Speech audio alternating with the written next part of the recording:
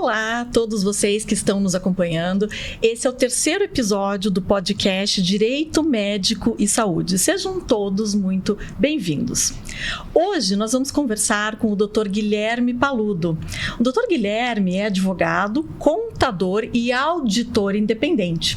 Ele também é sócio da Medvise e vai contar um pouquinho pra gente do que se trata essa empresa. E hoje nós vamos conversar com ele sobre um assunto que é muito importante no dia a dia dos médicos, das clínicas, dos consultórios, dos hospitais, que é a gestão tributária e contábil dos serviços de saúde. Nós sabemos que os médicos, eles se dedicam à profissão, a tratar de nós, dos pacientes, e acabam se tornando empresários no dia a dia da sua prática. E há muitas implicações nesta vida de empresário. Então, a gente convidou o Dr. Guilherme hoje para conversar um pouquinho sobre esse assunto e trazer um pouco mais de confiança no dia a dia de vocês, algumas dicas de como proceder na área contábil e financeira. Então, seja muito bem-vindo, Dr. Guilherme. Obrigado por aceitar o nosso convite. Maravilha, eu que agradeço o convite. É um grande prazer estar aqui com vocês. E acho que falando um pouquinho, dessa nossa trajetória dentro, do mundo médico, eu comecei advogando, em direito tributário. Depois eu me formei, me graduei em contabilidade e me especializei com auditoria independente, em procedimentos e formas, de a gente conseguir melhor estruturar negócios. Então, com essas ferramentas, do direito e da contabilidade, hoje a gente consegue trazer muita otimização e resultados para os nossos clientes. Com base nessa filosofia surgiu a Medvise, que é a nossa empresa de contabilidade com foco em atendimento de clínicas e médicos. Sejam eles médicos, pessoas físicas, médicos, pessoas jurídicas e médicos em estruturas mais complexas que são clínicas ou hospitais. Então a Medvise vem com esse propósito, trazer otimização e gestão tributária e contábil. Que bacana. Mas antes disso, conta um pouquinho pra gente, doutor, como que você se tornou advogado? Por que decidiu fazer contabilidade? Como que essa sua vida chegou até aqui? Porque hoje você acaba atuando, o teu foco é mais a Medvise, a questão dos serviços contábeis, do que a própria advocacia, é isso? Exato. Então, eu comecei bem no início da minha faculdade já a trabalhar com direito tributário. E, diferentemente das outras áreas do direito, o tributário ele é muito exato. Então, e eu sempre tive aptidões mais exatas. E casou muito bem, O direito, uma ciência mais humana, um pouco mais aberta. E o tributário, algo mais quantitativo, E me identifiquei muito com essa área.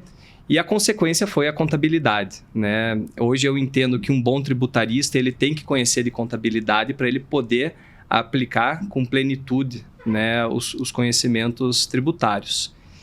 E depois, com o aprofundamento, do conhecimento contábil com a auditoria independente, eu passei a conhecer mais de negócios.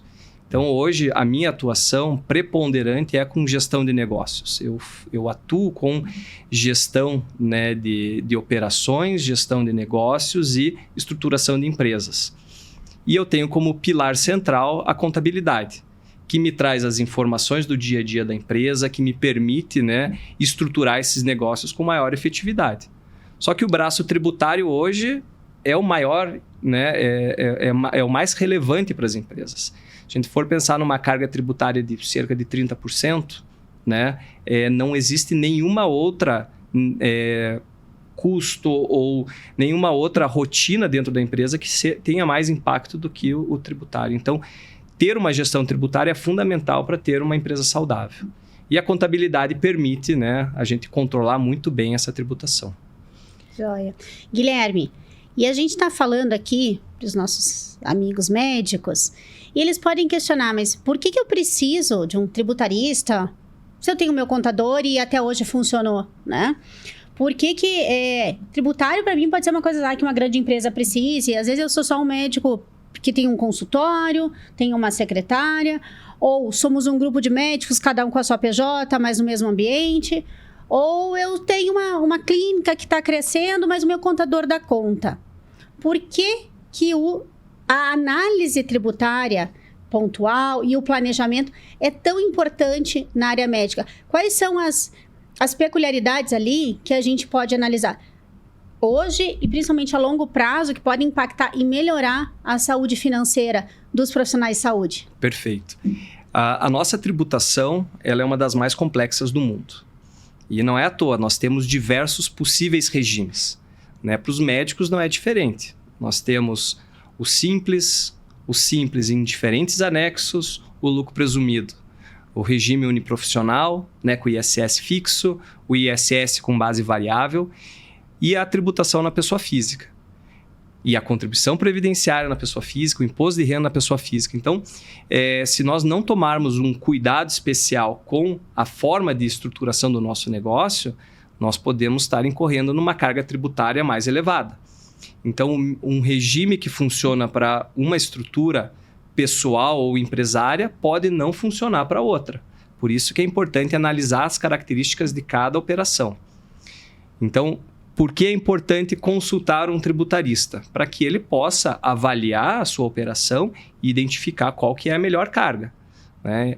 Eu posso ter serviços na minha pessoa física, por exemplo, para cooperativas, né, planos de saúde, que não aceitam, em regra, pessoas jurídicas, mas ter a minha empresa para prestação de serviço em hospitais.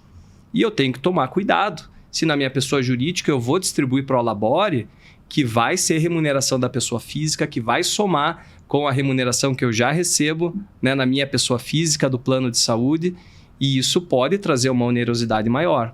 Então, o olhar atento, né, a esses fluxos financeiros e a tributação consequente é fundamental.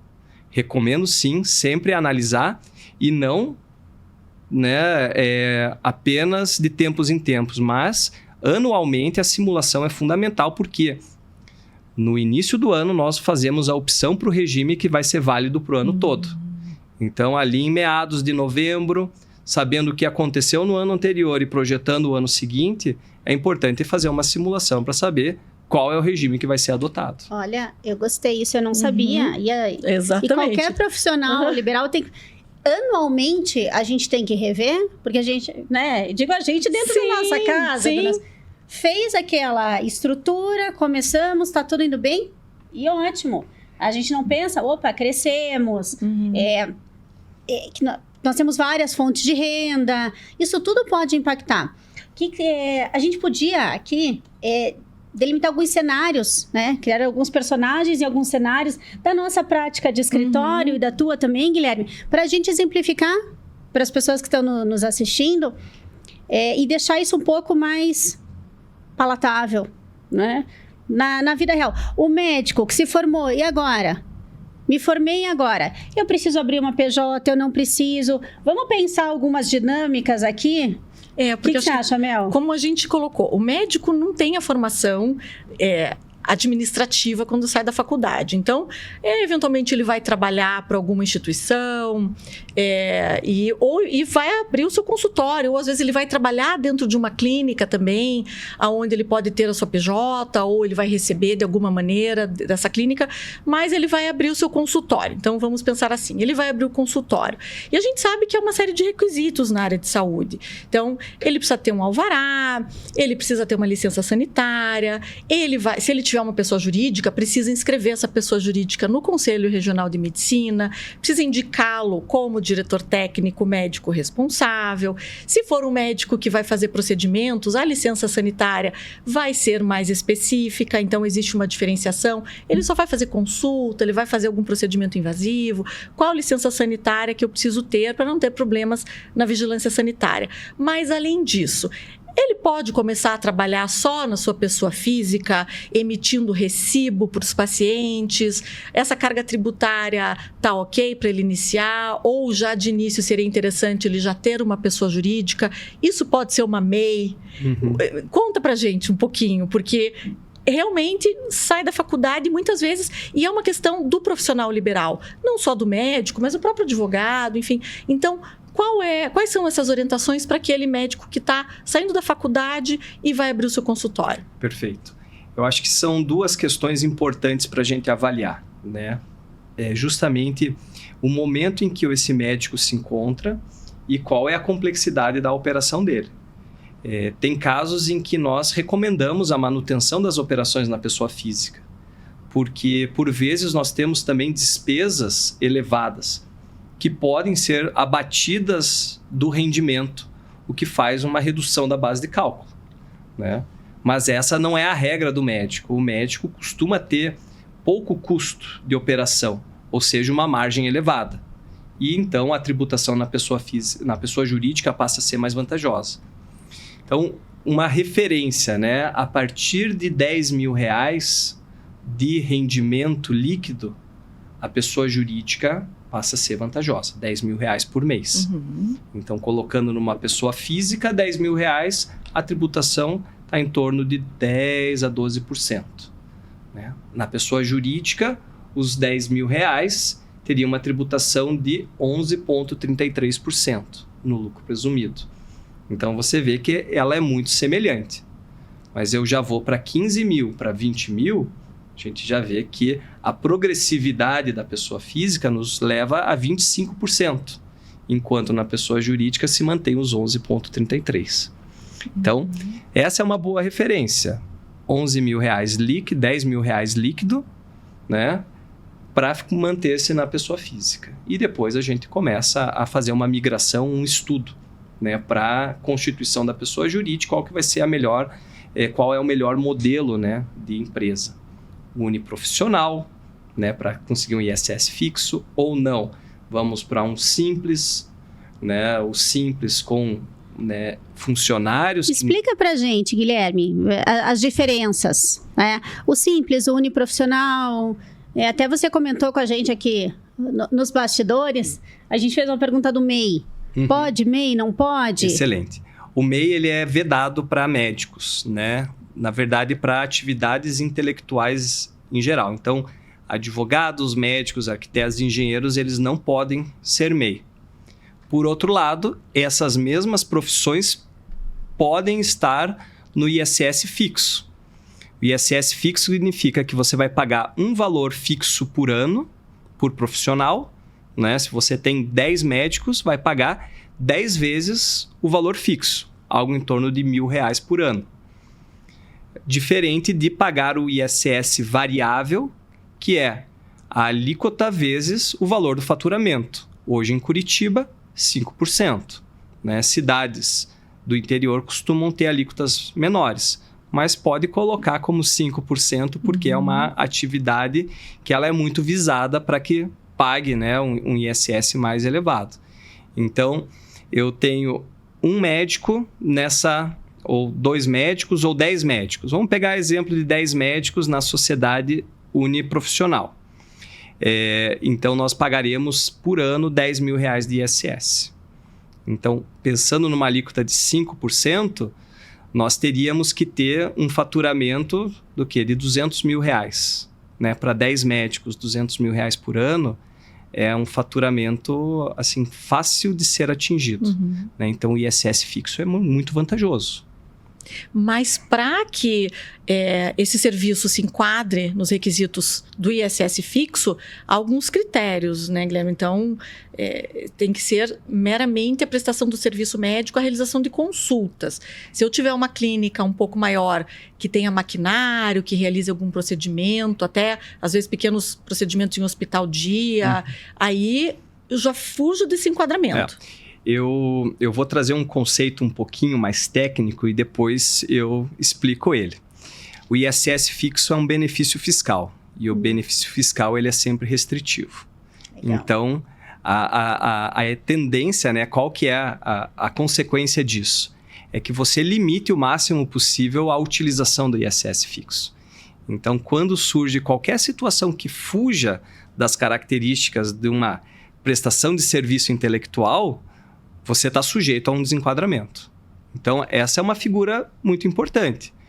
Se eu sou um médico e estou prestando serviço, eu vou chutar aqui uma taxa horária referenciada, R$1.000 a hora, né? Para minha prestação de serviço.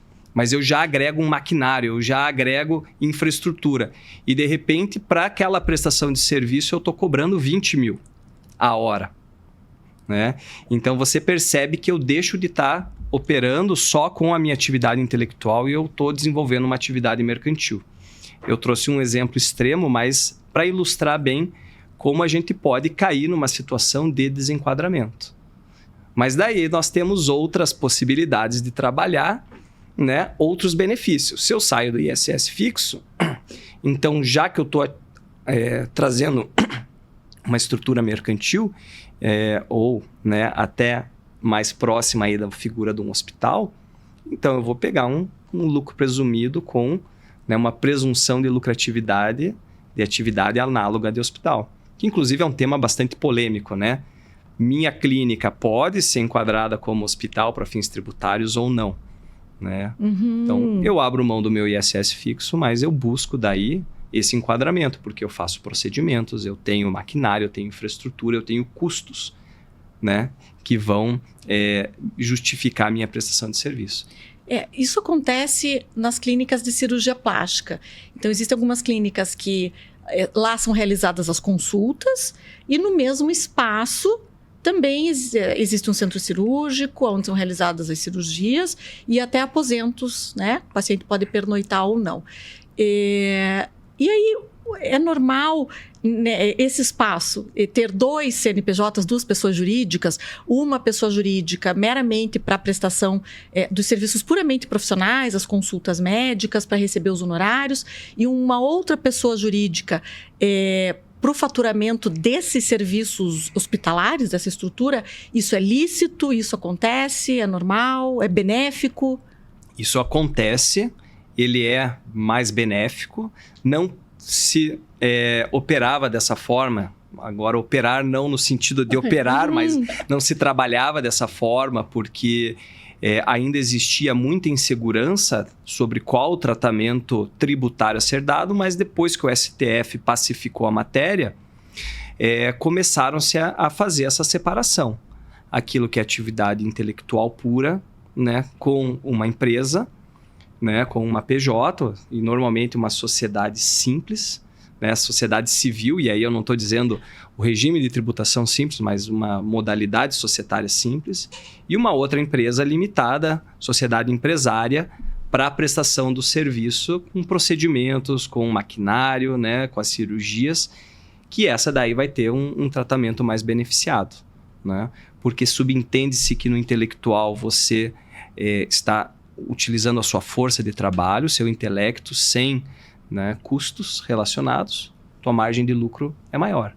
E quando você opera, quando você tem os procedimentos, você investe também, você tem custos, com uma margem de lucro menor.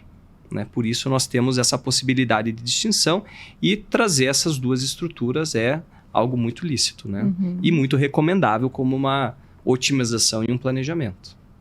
Guilherme, muitas vezes o profissional de saúde ele tem várias fontes de renda. Ele presta serviço como PJ para um hospital, ele é médico cooperado na pessoa física, ele é médico empregado de uma outra clínica. Professor, enfim. Como ficam esses recolhimentos, essas deduções? Existe bitributação? Se conversam? Para fins de aposentadoria? Explica um pouquinho isso, porque é muito raro um médico que tem um emprego só, né? Perfeito. Não, é uma excelente pergunta e é muito comum a gente, quando está fazendo a declaração de imposto de renda do médico, começar a se deparar com múltiplas fontes pagadoras. E aquilo é desesperador, porque você vai só somando o rendimento e, no final da conta, é um baita imposto a pagar. E por que que isso acontece? Esse é um primeiro conceito importante. O imposto de renda ele é progressivo, né? Então, quanto maior a minha renda, maior o imposto que eu pago. Então, se eu recebo de múltiplas fontes, eu tenho um desconto, né, dessa progressividade aplicado por cada fonte pagadora. Mas quando eu somo esses rendimentos, eu perco esses múltiplos descontos? Eu tenho ele uma vez. De uma forma bem ilustrativa, eu recebo R$1.000 de 5 fontes pagadoras. R$1.000 é um rendimento isento. Então, ninguém paga imposto de renda para mim, né, ao longo do ano. Só que no final do ano, eu somo todas essas fontes pagadoras e a minha remuneração no final é de R$5.000 por mês. E R$5.000 por mês eu tenho que pagar imposto, né? Por isso que vem aquele DARF no final do mês, né? Ou no início do ano para pagar com a declaração de imposto de renda. Para isso existe também a figura do carnê-leão, né? Isso é antigo, hein? É, o velho e bom carnê-leão. Os jovens não devem nem saber o que é o carnê-leão. ele conceitualmente é antigo, mas está presente no nosso dia a dia, né? Então, o carnê-leão e o livro caixa. Se eu tenho despesas, eu deduzo do livro caixa. Isso também é algo muito importante para a gente levar em consideração, porque se eu estou falando de 5 fontes pagadoras, né, e eu recebendo dessas 5 fontes, no final eu vou ter um rendimento de 5.000. Mas quais foram as despesas que eu incorri para ter para chegar nesses 5.000? Eu tive as minhas anuidades, né? Eu investi em treinamento, eu posso ter investido em infraestrutura. Então, são todos valores que precisam ser considerados no livro caixa para reduzir essa tributação. Vamos voltar para esse exemplo agora numa perspectiva previdenciária, que aí eu acho que também é assim, o calo de muitos médicos. Uhum. Por mais que o imposto de renda possa ser isento, a contribuição previdenciária não. Então, eu vou ter desconto de contribuição previdenciária por cada uma dessas fontes pagadoras.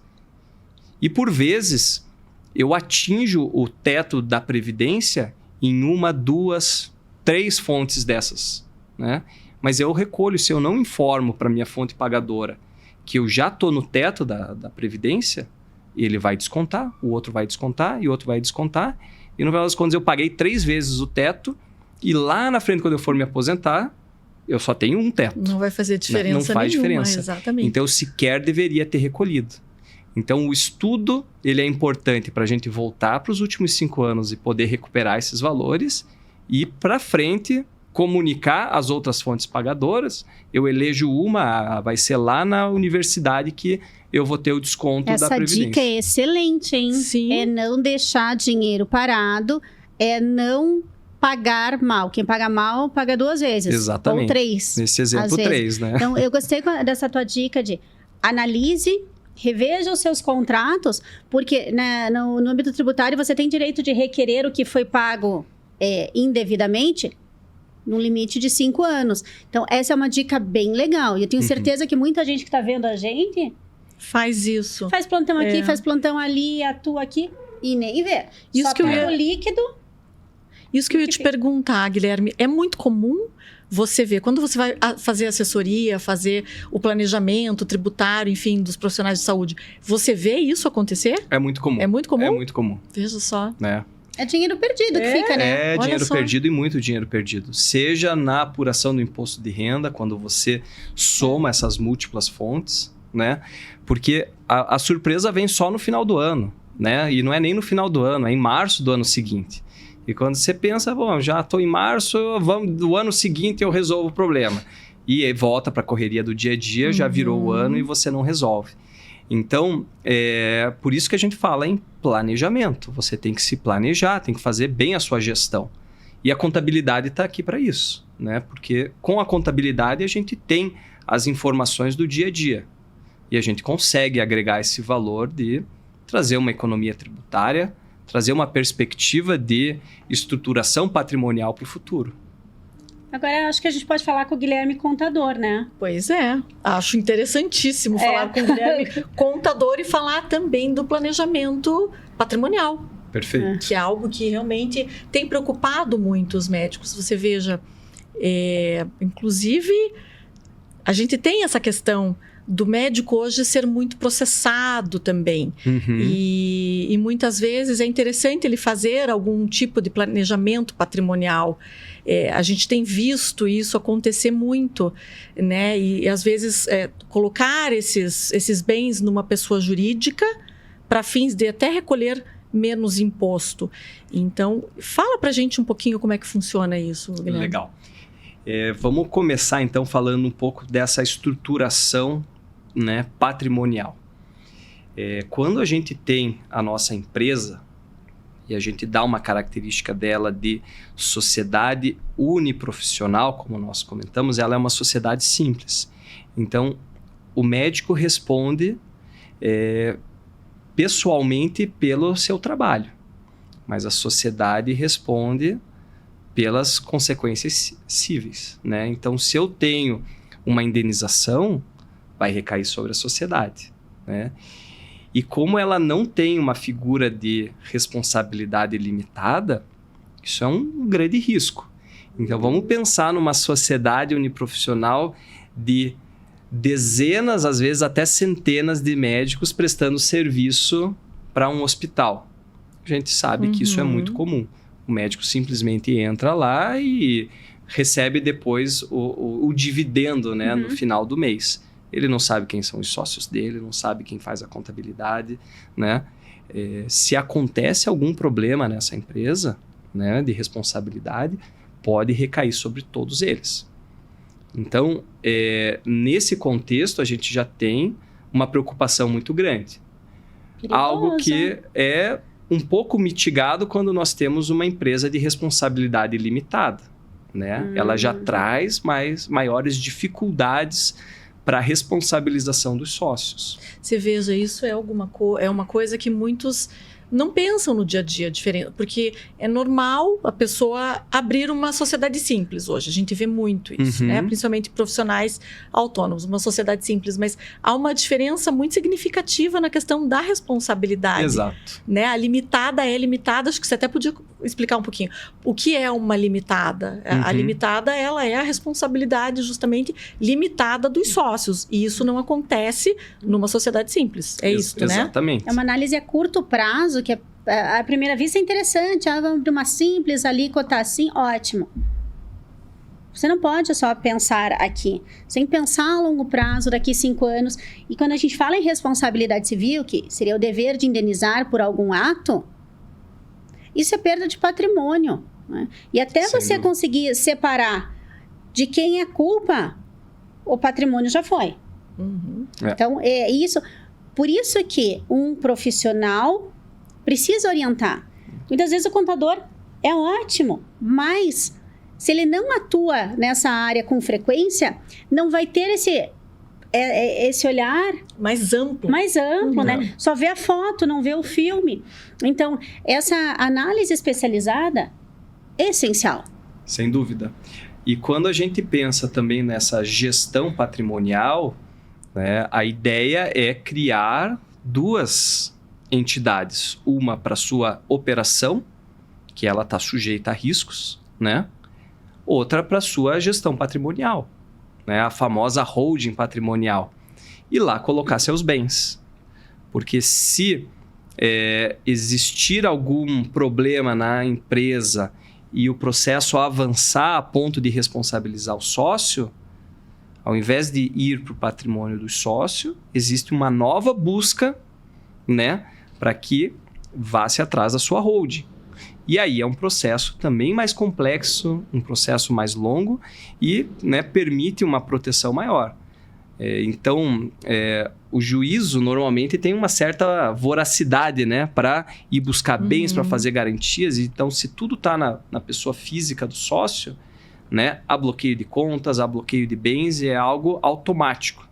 Bloqueia-se depois... E muito rápido, né? Muito Hoje rápido. O bloqueio é... A gente tem o Sniper agora, que é um sistema também super rápido. A gente acha até o que não precisa. É muito rápido. Então, bloqueia e depois você vai se defender.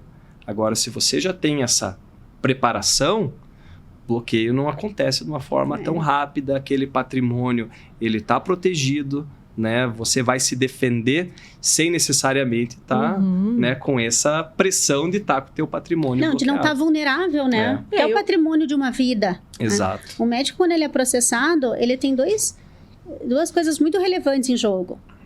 Seu patrimônio e o seu CRM. Então, o patrimônio é a construção, o fruto de uma vida inteira de trabalho, que não pode ficar tão exposto e vulnerável. E acho importante a gente deixar claro aqui que a holding ela não é uma fraude nem nada. É uma forma de constituição e organização de patrimônio. Né? Sem dúvida. A tal da blindagem, que é um termo que não é um termo técnico, não significa ocultação, desvio e sonegação. Tanto que para a criação de holding é uma coisa cara. Você paga imposto. Né? Muita gente, eu quero fazer uma holding. Ok, só que você tem que transferir todo o patrimônio. Opa, aí eu vou ter que pagar imposto? Vai. Né? Nada é de graça, não existe. E a holding ela tem múltiplas finalidades. Né? A gente traz ela, né, como uma gestão patrimonial, mas também numa figura sucessória. Né? Eu não tenho patrimônio ainda, mas eu estou constituindo. Poxa, ao invés de comprar, né, na tua pessoa física, já constitua a tua holding, compre na tua pessoa jurídica. Qual que é a diferença de tributação, por exemplo? Nenhuma. Agora, se eu compro na minha pessoa física e daqui a alguns anos eu resolvo passar para a pessoa jurídica, fica caro. Fica caro. Então, por que não iniciar desde logo já um planejamento patrimonial bem estruturado? Constitui a holding, forma seu patrimônio já com essa percepção. Porque depois também, quero vender um imóvel, ganho de capital na pessoa física 15%, ganho de capital na pessoa jurídica, lucro presumido 6%. Né? Olha só. Quero fazer a locação daquela sala comercial que eu comprei, pessoa física 27,5%, pessoa jurídica 11,33%.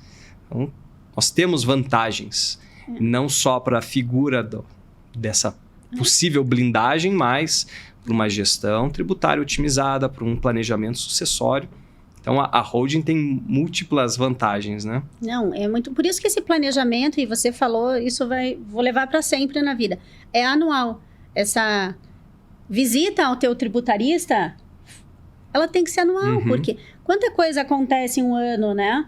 Os médicos têm uma vida mais dinâmica, muda de emprego, muda de prestador, ou começa a ganhar muito mais de um ano para o outro. Quanta coisa acontece, ou se casa, médico casa com médico, então muito dinheiro junto.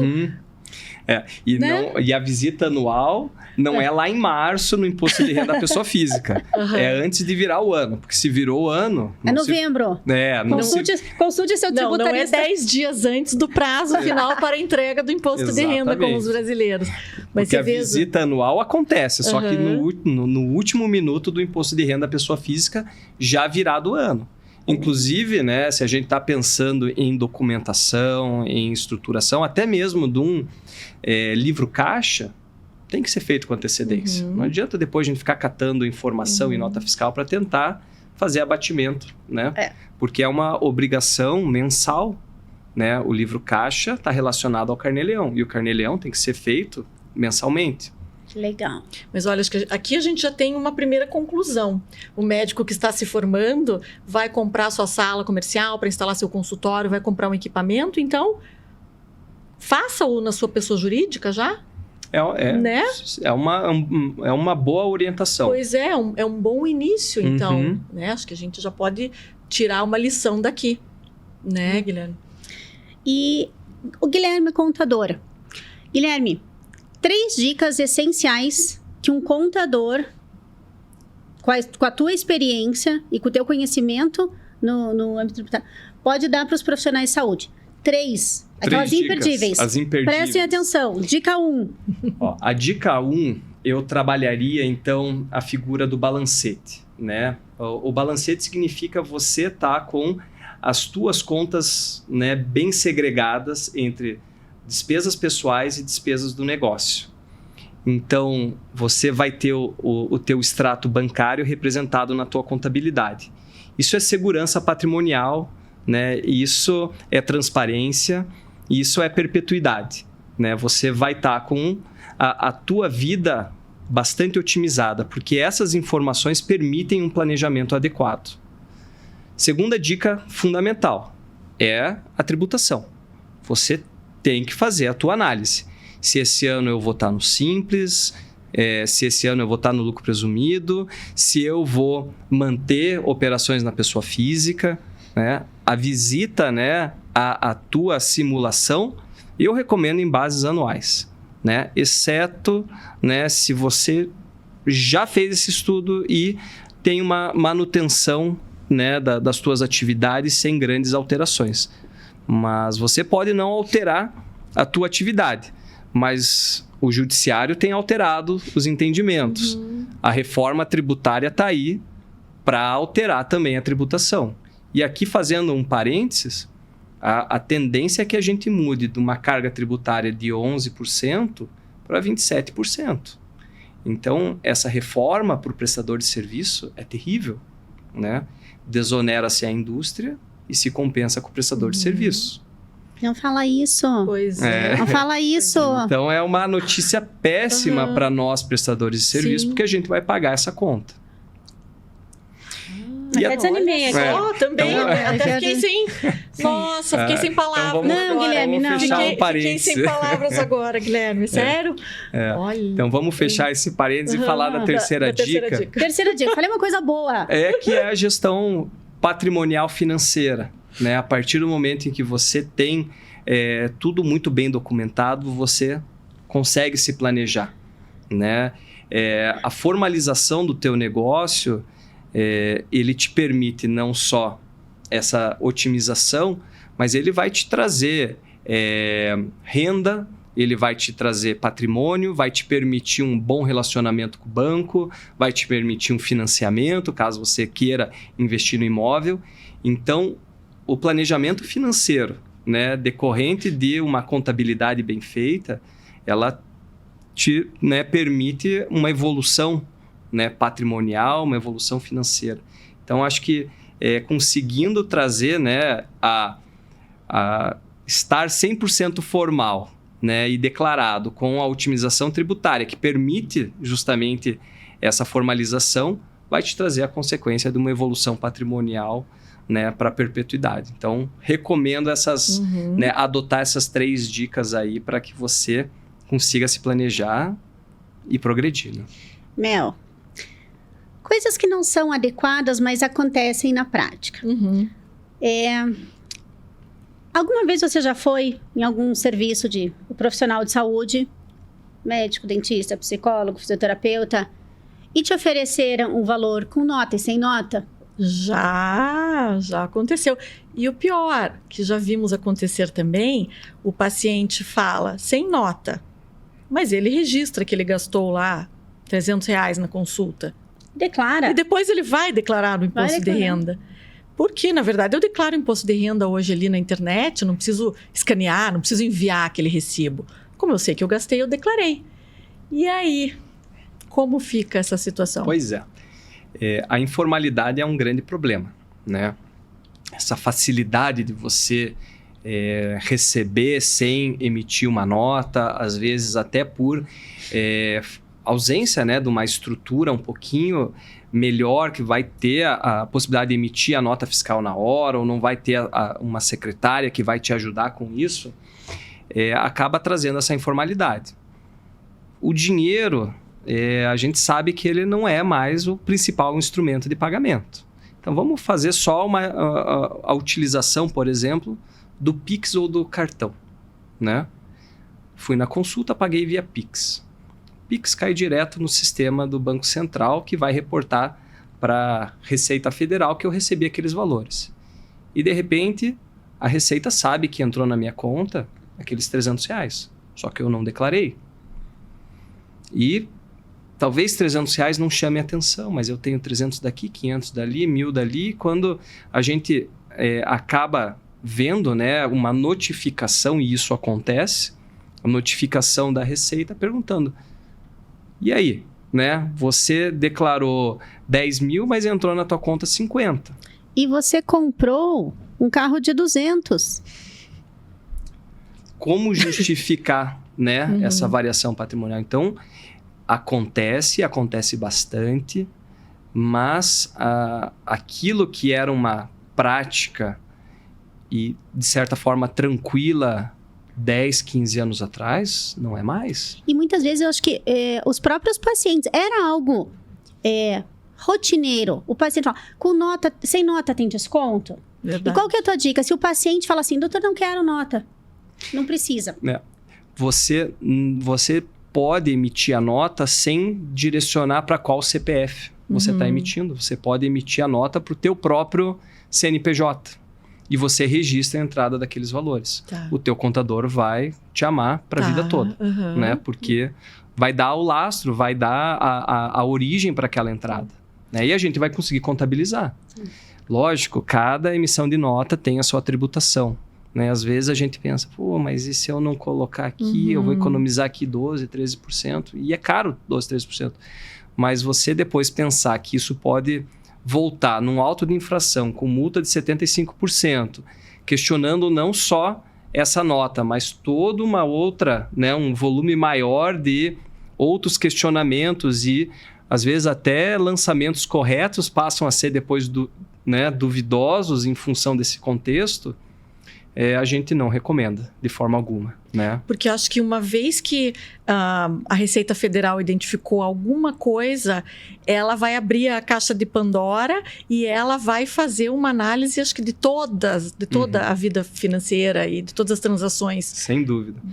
Desse profissional ou até dessa empresa, dessa pessoa jurídica. E a tua colocação em relação a como você declara o teu imposto de renda repercute diretamente no médico. Então, se você declarou, tem que ter a correspondência no médico.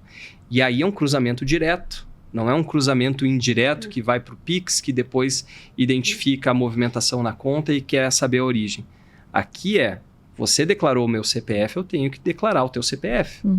Inclusive, existem obrigações acessórias complementares com penalidades elevadas. Né? A DIMED, uma declaração específica para médicos, que eles têm que declarar falando quem consultou com eles. Olha que interessante. É assustador.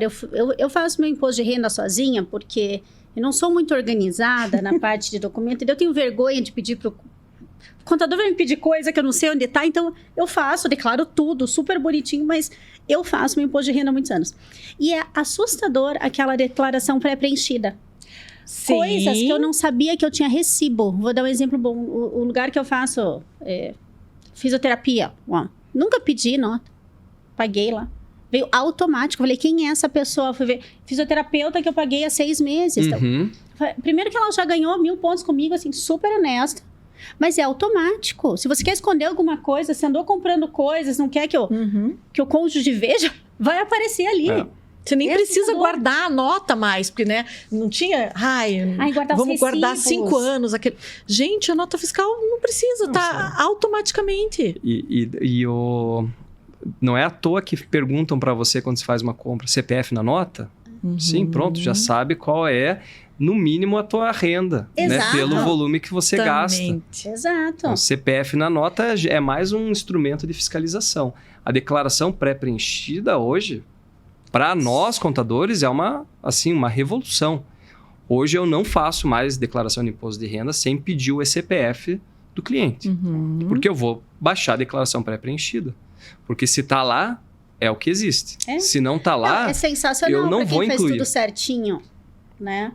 Falando em fazer tudo certinho, uma coisa que às vezes chega para a gente, nós não atuamos na área tributária, a gente atua com parceiros de excelência, no meu caso do Guilherme, as teses mirabolantes e milionárias e que advogados assediam os médicos, as clínicas, dizendo, criei uma tese sensacional e você vai economizar, você vai pagar 2% de imposto. Guilherme, primeiro, ninguém almoça de graça. Segundo, qual que é o risco a médio e longo prazo? Tem teses que dão certo? Ótimo, maravilha. E quando não dá? Quando é que você, que o advogado responsável, o advogado consciente, vai oferecer isso para o cliente? E aí é uma questão de coragem. Sim. Né? Explica um pouquinho essas teses, como funcionam. Eu acho que um contexto é bem importante aqui. Né? Nossa legislação tributária é bastante complexa. Então, existe uma conduta natural da judicialização. E essa judicialização, ela toma um tempo muito grande, porque a repercussão é muito grande. Então, se hoje eu entro com uma ação, e vamos supor que é uma tese inédita, eu vou ter o caminho da primeira instância, segunda instância, STJ e depois STF. Porque 99% das questões tributárias estão embasadas na Constituição. Então, você vê qual é o caminho disso daí só na fala. São praticamente 4, né, juízos. E quando você coloca isso no tempo, talvez 10 anos. Né? Sendo otimista. Sendo otimista. Então, nós temos essa cultura da judicialização e eu recomendo muito a judicialização. Porque teses, elas têm até nomes de tese do século. Por exemplo, que é tirar o ICMS da base de cálculo de PIS e COFINS. Porque a repercussão é imensa. Porque não é só um periodinho. Você está falando de 10 anos, né? Entrei hoje, volto 5, mais 10 anos para frente. São 15 anos de créditos que eu posso recuperar. Então, as teses são muito bem-vindas. O problema é você aplicar os efeitos da tese imediatamente. Não faça isso. Porque as teses, elas são complexas e a gente sabe que as decisões não são tão técnicas. Porque uma tese que tem uma repercussão de 20, 50 bilhões de reais, ela não pode ser julgada simplesmente com base num princípio. Ela tem que levar em consideração o contexto econômico, né? A capacidade do Estado de pagar aquela conta. E às vezes a gente perde boas teses muito mais por um contexto político-econômico do que numa tese jurídica mesmo. Só para ficar claro, não aplicar imediatamente a tese, o advogado não pode chegar e prometer, olha, eu estou questionando essa base de cálculo, ou estou questionando se vai pagar menos imposto, então mês que vem comece a recolher menos imposto de acordo com a minha tese, é isso? Exatamente. Então, entre com a ação, não mude a tua, importante. A tua prática regular e trate aquilo como um potencial benefício para o futuro, caso a tese seja favorável. Ou caso, eventualmente, você consiga uma liminar, mas aí você faz um depósito judicial para garantir. Isso acontece, pode acontecer também? Pode acontecer. Para você garantir essa... É importante a gente olhar caso a caso, né? Então, eu vou dar um exemplo. Tributos federais não tem por que depositar em juízo, porque é fácil recuperar. Porque você compensa tributos dos meses subsequentes. Então, rapidamente, você apropria esse crédito. Um tributo municipal já é mais difícil, né? Para fazer uma compensação. Então, normalmente, você recuperaria ele via precatório. Por exemplo, o ISS. Então, deposita em juízo que depois você levanta o depósito. Por isso que tem que analisar caso a caso, né? Mas eu recomendo sempre estudar as teses, também avaliar qual é o impacto dessa tese para o teu negócio. Vou entrar com uma limitação de base de cálculo de contribuição previdenciária. É uma boa tese, mas eu tenho um funcionário, não tenho funcionário, né? Não faz sentido entrar com essa tese. Por outro lado, se eu tenho uma folha grande, já é interessante a gente estudar, né? Então, mais uma vez, analisar caso a caso, não sair aplicando nem administrativamente, nem de forma antecipada, né? Mesmo que entre com a ação, e ter muita cautela. E não ficar seduzido por propagandas. Né, e promessas mirabolantes. E aventura jurídica, a gente tem que ter a gente é muito responsável pelo que a gente oferece para o nosso cliente. E lembrando também que, perdendo esse processo, você tem que pagar os honorários de sucumbência para o advogado que ganhou. E são causas com valor alto, na sua grande maioria. Exatamente. Então, além de você não ter essa dedução, você vai ter um custo lá na frente. Exatamente. Muito bom, Guilherme. Eu acho que a gente já viu, você já trouxe tantas possibilidades aqui de, por meio de um planejamento tributário, deixar de perder dinheiro em alguns lugares onde o médico pode estar perdendo sem necessidade. Então, não precisa, né, comprar nenhuma tese mirabolante. Adorei nossa conversa. A gente está chegando... quase 50 minutos de um bate-papo. Guilherme, super obrigada. Acho que isso foi super claro. É um tema complexo, um tema difícil, mas extremamente importante. Então, acho que a dica que fica é: tenha um tributarista de confiança. Não é luxo, não é excentricidade, não é supérfluo. O tributarista, ele é complementar ao trabalho do contador. A gente adora o nosso contador, ele é maravilhoso. Mas a gente tem o nosso tributarista de preferência. Ficou muito claro aqui o impacto disso. E a gente sabe que o médico não tem tempo e não quer se preocupar com isso, né? Então, tenha um tributarista, um especialista para chamar de seu, preferencialmente que entenda os impactos e as peculiaridades da área de saúde. Exato. Eu tenho certeza que vai economizar bastante e não vai correr riscos. Achei muito bacana a nossa conversa. Super Obrigada. legal. Bacana, eu que agradeço o convite e a gente está sempre à disposição, né? Obrigada mesmo, Guilherme.